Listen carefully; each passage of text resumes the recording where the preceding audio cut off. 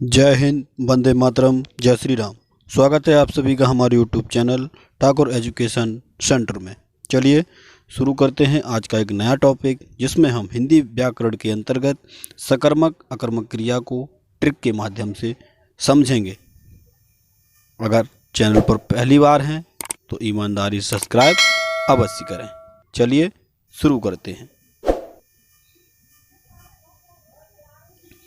क्रिया की परिभाषा। पहले हम परिभाषा को समझते हैं, मतलब क्रिया क्या चीज़ होती है, उसके बाद हम सकर्मक और अकर्मक को समझेंगे। मतलब जिस शब्द के माध्यम से वाक्य में कार्य के होने या करने का बोध होता है उसे क्रिया कहते हैं। मतलब किसी कार्य को होने और करने, मतलब जैसे कोई काम किया जा रहा है, उसका कार्य के होने का और करने का जहाँ बोध होता है, मतलब उसे क्या कहते हैं, उसे हम क्रिया कहते हैं।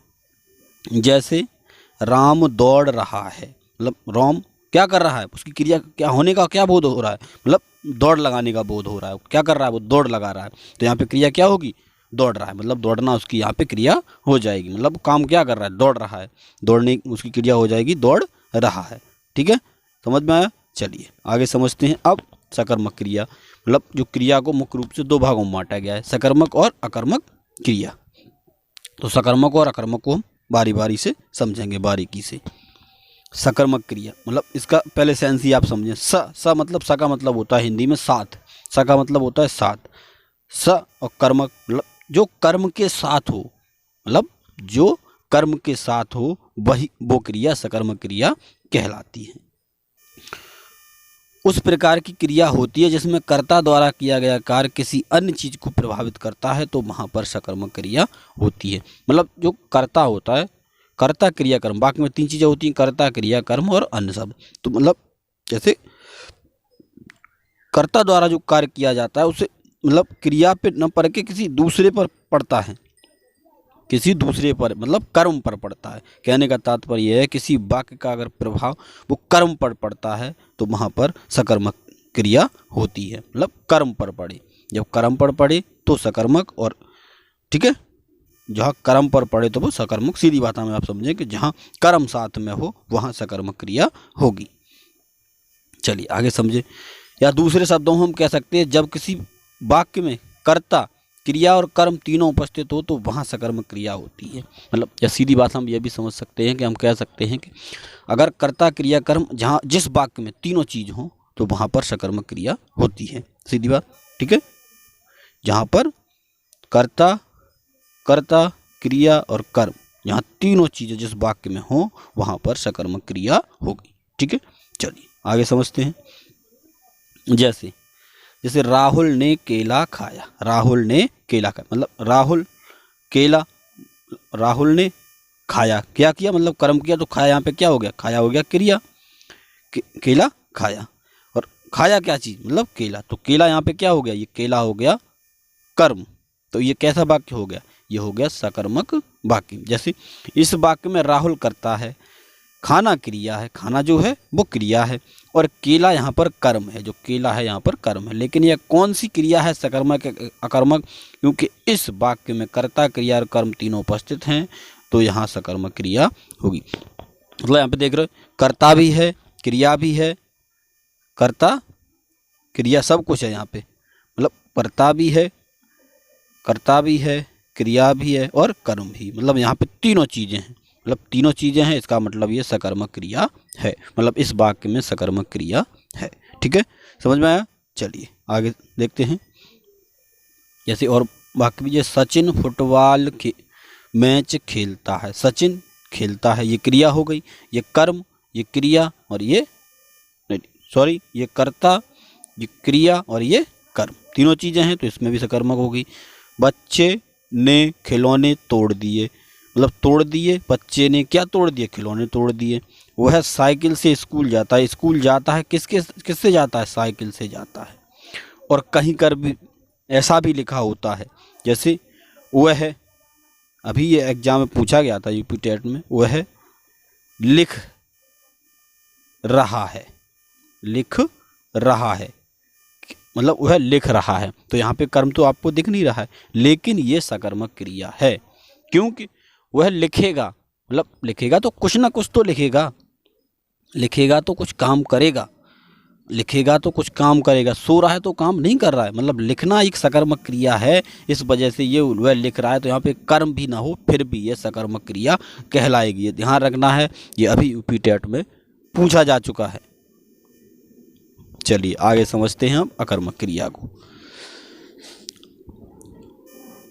अकर्मक क्रिया वह वहाँ पर होती है जहाँ कर्ता द्वारा किया गया कार्य किसी अन्य चीज़ को प्रभावित नहीं करता, मतलब ऐसे समझो सीधी भाषा में, जैसे जहाँ पर जो कर्ता का प्रभाव है वो क्रिया पर ही पड़े, कर्म पर ना पड़े। मतलब जहाँ पे जो कर्ता का प्रभाव है वो क्रिया पर ही पड़े, क्रिया पर ही पड़े, तो इस वहाँ पर अकर्मक क्रिया होगी। वहाँ पर कर्म ना हो, कर्म पर न पड़े, तो इसीलिए वहाँ पे क्या होगी अकर्मक क्रिया। मतलब आ का मतलब होता है साथ में नहीं, मतलब जहाँ कर्म न हो साथ में वहाँ अकर्मक क्रिया होती है। इसे दूसरे शब्दों में जैसे नाम से ही पता चल रहा है, मतलब आगे स्लाइड में समझते हैं।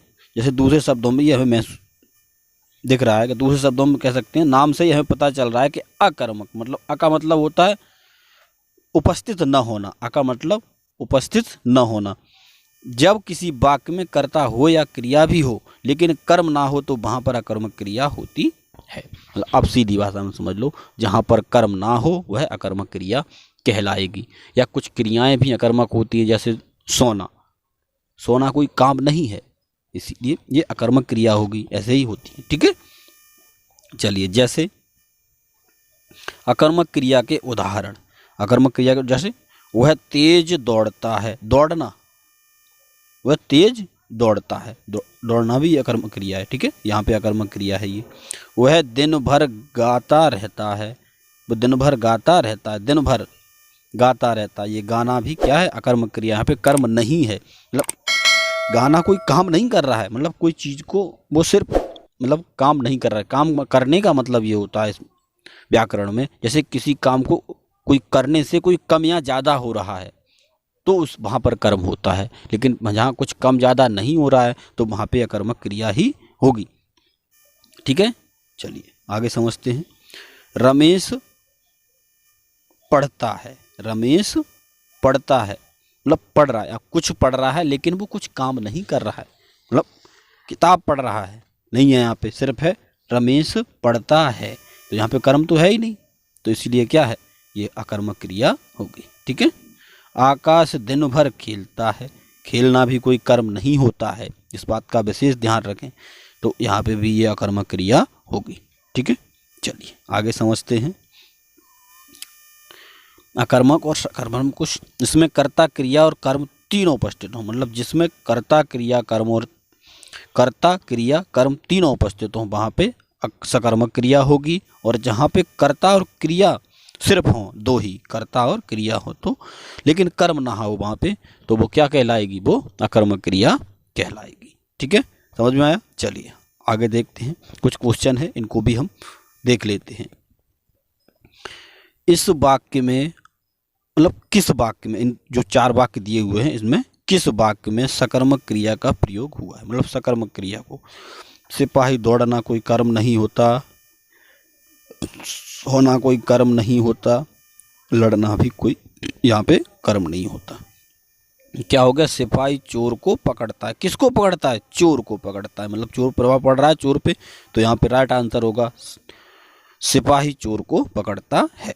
चलिए आगे समझते हैं अगला क्वेश्चन। ईश्वर की कृपा से बहरा सुनता है, वह गूंगा बोलता है, निम्नलिखित में सुनना बोलना में कौन सी क्रिया है। सुनना बोलना ये कैसी क्रिया है, ये सुनना और बोलना अकर्मक क्रिया में आएगी। ठीक है, सुनना और बोलना ये अकर्मक क्रिया में आएगी। ठीक है, ध्यान रखेंगे इसे। चलिए आगे समझते हैं। निम्न में से सकर्मक क्रिया नहीं है, मतलब सकर्मक क्रिया नहीं है, ये बताओ हमें अकर्मक कौन सी है। निकालना, उखाड़ना, बिगाड़ना या संभलना, कौन सी है इसमें, मतलब सकर्मक क्रिया नहीं है, मतलब अकर्मक कौन सी है इसमें। ठीक है, अकर्मक, अकर्मक कौन सी है अकर्मक कौन सी है, तो निकालना मतलब कोई चीज़ को निकालेगा काम करेगा, उखाड़ना कोई चीज़ उखाड़ेगा वो भी काम करेगा, बिगाड़ना मतलब कोई चीज़ काम को बिगाड़ रहा है, कोई काम मतलब रख दिया, बच्चे ने बिगाड़ दिया, मतलब वो काम बिगाड़ दिया, काम खराब कर दिया। और संभलना, यहाँ संभलना देखो, समझो यहाँ पे संभलना, ये स्वयं के ऊपर है संभलना, ये क्या है, ये एक अकर्मक क्रिया है, तो इसका राइट आंसर होगा संभलना। ठीक है, चलिए आगे समझते हैं। राम पुस्तक पढ़ता है में वाक्य में क्रिया है, मतलब वो पुस्तक पढ़ रहा है।